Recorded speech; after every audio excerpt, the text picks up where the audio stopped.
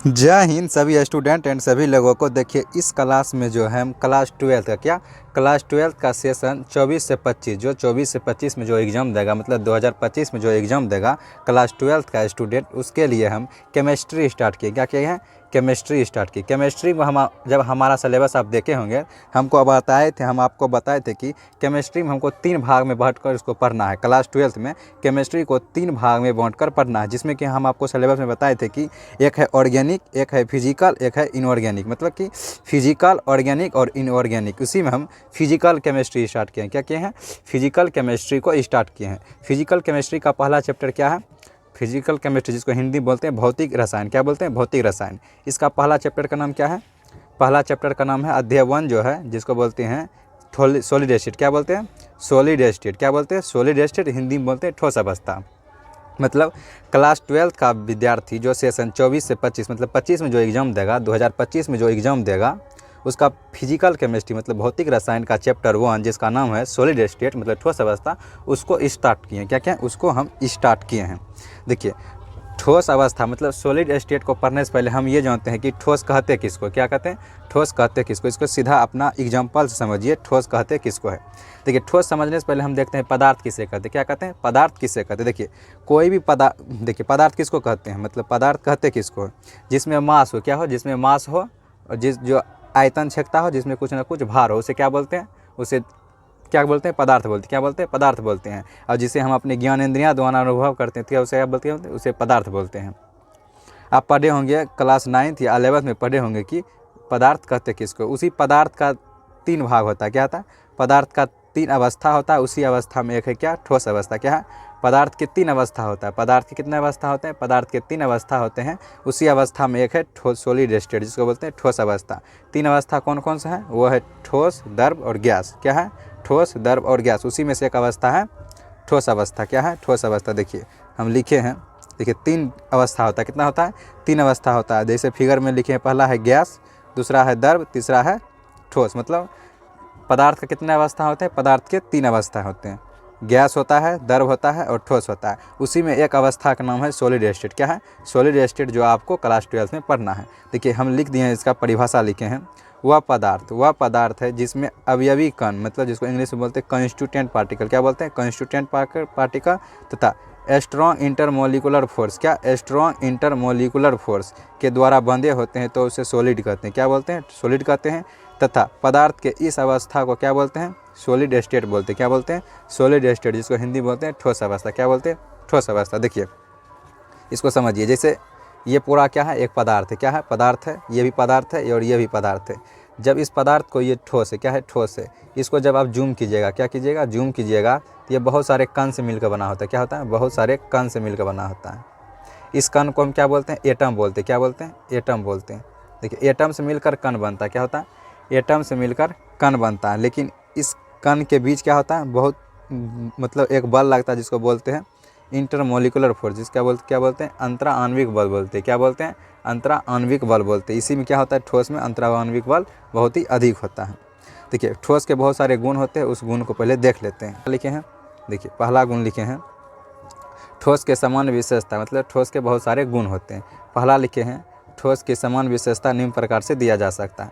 जिसमें पहला है ठोस के द्रव्यमान मतलब मास, आकार जिसको बोलते हैं साइज, उसके बाद वॉल्यूम जिसको बोलते हैं आयतन, निश्चित होते हैं। मतलब ठोस का द्रव्यमान, आकार तथा आयतन तीनों क्या होता है? निश्चित होता है।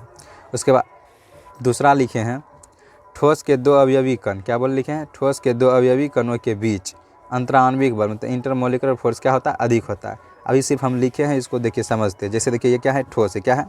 ये ठोस है। इस ठोस को जैसे हम जूम किए, क्या किए? जूम किए, इसके 2 जो कण दिख रहा है, इस 2 कण, इसको सॉलिड स्टेट में बोलते हैं कंस्टिट्यूएंट पार्टिकल। क्या बोलते हैं? सॉलिड स्टेट पढ़िएगा तो इसको बोलते हैं कंस्टिट्यूएंट पार्टिकल मतलब अवयवी कण। क्या बोलते हैं? अवयवी कण। ये ठोस था, जब इसको हम जूम किए तो इसके 2 कण को देखे। क्या बोले? 2 कण। इस दोनों कण को हम नाम रखें, स्पेशल नाम रखें, जिसको बोलते हैं अवयवी कण। क्या बोलते हैं? अवयवी कण बोलते हैं। इंग्लिश में बोलते हैं कंस्टिट्यूएंट पार्टिकल।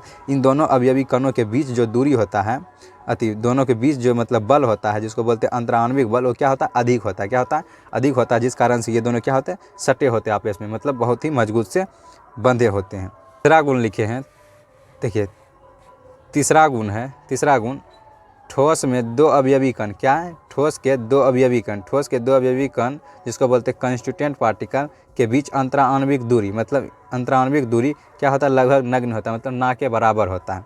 जैसे लिखे, जैसे ये क्या था, सॉलिड था, क्या था, सॉलिड था। जैसे इसको हम जूम किए, इसका दो कण लिए, क्या लिए, दो कण, इस दोनों कण को क्या बोलते हैं, इसको बोलते हैं कंस्टिट्यूएंट पार्टिकल। क्या बोलते हैं, कंस्टिट्यूएंट पार्टिकल, जिसको हिंदी में बोलते हैं अवयवी कण। मतलब ठोस के अवयवी कणों के बीच जो होता है इंटरमोलिकुलर डिस्टेंस, मतलब अंतराण्विक दूरी क्या होता है, बहुत ही कम होता है, जिस कारण से ये क्या होता है, ठोस होता है। क्या होता है, जिस कारण से ये ठोस होता है, जिस कारण से ये ठोस होता है। उसके बाद अगला लिखे हैं, ठोस में अवयवी कणों के स्थान निश्चित होते हैं। ठोस में अवयवी कणों के मान क्या होते हैं, स्थान निश्चित होते हैं, लेकिन वह अपने ही मीन पोजीशन पर क्या करते हैं, दोलन करते रहते हैं। जैसे ये क्या है, ठोस है, क्या है, ठोस है। जैसे इसको जूम किए तो ये क्या है, उसमें कण था, क्या था, उसमें कण था। इसका कण जो होता है अपने पोजीशन पर क्या करता है, वाइब्रेट करते रहता है। क्या करता है, वाइब्रेट करते रहता है, जिस कारण से ये क्या होता है, बह नहीं सकता। क्या करता है, बह नहीं सकता है, लेकिन यह अपने मेन पोजीशन पर क्या करता है, वाइब्रेट करते रहता है। देखिए अगला लिखे हैं, ठोस अत्यधिक निम्न दर के साथ विसरित होता है। क्या होता है, ठोस अत्यधिक निम्न दर के साथ विसरित होता है। क्यों विसरित, मतलब गमन जो करता है ना के बराबर गमन करता है। ये क्या करता है, कम, मतलब ना के बराबर ही गमन करता है। जैसे देखिए ये ठोस था, क्या था, ये ठोस है। जैसे इस ठोस को हम क्या किए, जूम किए, क्या किए, जूम किए, तो इसके दो कण लिए, क्या लिए, दो कण। इस कण का नाम क्या है, इसको बोलते हैं कंस्टिट्यूएंट पार्टिकल। क्या बोलते हैं, कंस्टिट्यूएंट पार्टिकल, जिसको बोलते हैं इंग्लिश में क्या बोलते हैं, कंस्टिट्यूएंट पार्टिकल, और हिंदी में बोलते हैं अवयवी कण। क्या बोलते हैं, अवयवी कण। क्या बोलते हैं, अवयवी कण बोलते हैं। क्या बोलते हैं, अवयवी कण। इन अवयवी कणों के बीच जो होता है अंतराण्विक बल, इंटरमोलिकुलर फोर्स, क्या, इंटरमोलिकुलर फोर्स, जिसको हिंदी में बोलते हैं अंतराण्विक बल, क्या होता है, बहुत अधिक होता है। क्या होता है, बहुत अधिक होता है, जिस कारण से ये दोनों क्या होते हैं, आपस में बहुत बंधे होते हैं। क्या होते हैं, बंधे होते हैं। उसके बाद इसके दोनों के बीच जो होता है दूरी, क्या होता है, दूरी नगण्य होता है। क्या होता है, इंटरमोलिकुलर डिस्टेंस क्या होता है, बहुत ही कम होता है, जिस कारण से इसमें क्या होता है, विसरण ना के बराबर होता है। क्या होता है, विसरण, विसरित ना के बराबर होता है, मतलब डिप। अगला लिखे हैं, ठोस का घनत्व अत्यधिक होता है। देखिए ये अंतराण्विक बल के द्वारा बंधे होते हैं, अंतराण्विक बल के द्वारा बंधे होते हैं, जिसके कारण इसमें क्या होता है, इसका घनत्व अधिक होता है। क्या होता है, घनत्व अधिक होता है, घनत्व क्या होता है, अधिक होता है। उसके बाद जिस घनत्व अधिक होने की वजह से, उसके बाद अंतराण्विक बल अधिक होने की वजह से, उसके बाद अंतराण्विक दूरी कम होने की वजह से इसे दाबिएगा तो दबेगा नहीं। क्या होगा, दबेगा नहीं, जिसको बोलते हैं संपीड्य। और संपीड्य होता है, क्या होता है, और संपीड्य होता है, लेकिन गैस और द्रव क्या होता है, संपीड्य होता है।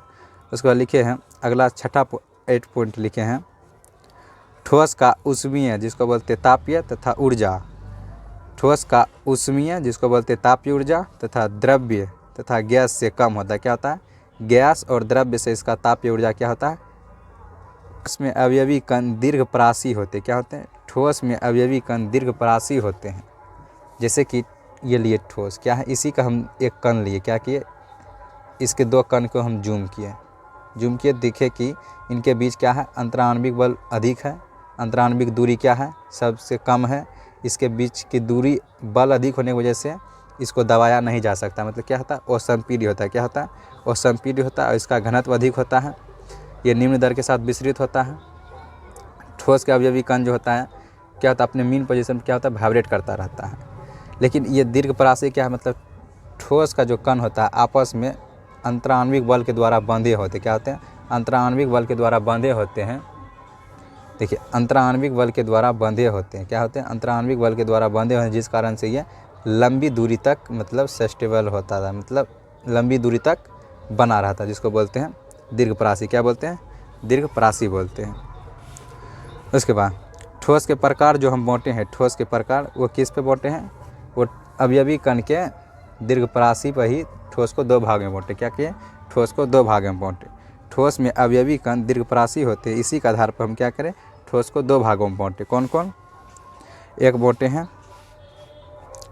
बांटे हैं अक्रिस्टलीय ठोस। क्या बांटे हैं, अक्रिस्टलीय ठोस, जिसको इंग्लिश में बोलते हैं एमोर्फस सॉलिड या नॉन क्रिस्टलाइन सॉलिड। क्या बोलते हैं, एमोर्फस सॉलिड या नॉन क्रिस्टलाइन सॉलिड, जिसको हिंदी में बोलते हैं अक्रिस्टलीय ठोस।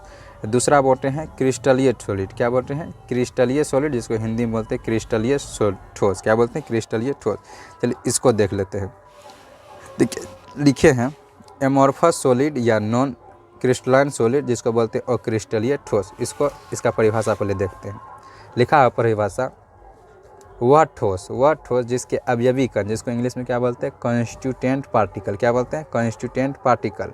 और नियमित व्यवस्था, मतलब नियमित व्यवस्था में नहीं होती, मतलब जैसे ठोस जो होता है वो क्या होता है, अनियमित व्यवस्था में, तथा लघु परासी, मतलब लघु परासी में उपस्थित होते हैं, उसे अक्रिस्टलीय ठोस कहते हैं। क्या लिखे, वह ठोस जिसके अवयवी कण, जिसको इंग्लिश में बोलते हैं कॉन्स्टिट्यूएंट पार्टिकल, अनियमित व्यवस्था, इरेगुलर मैनर तथा लघु परासी, मतलब शॉर्ट रेंज में उपस्थित होते हैं, उसे अक्रिस्टलीय ठोस कहते हैं। जैसे देखिए, इसको एक फिगर से देखते हैं।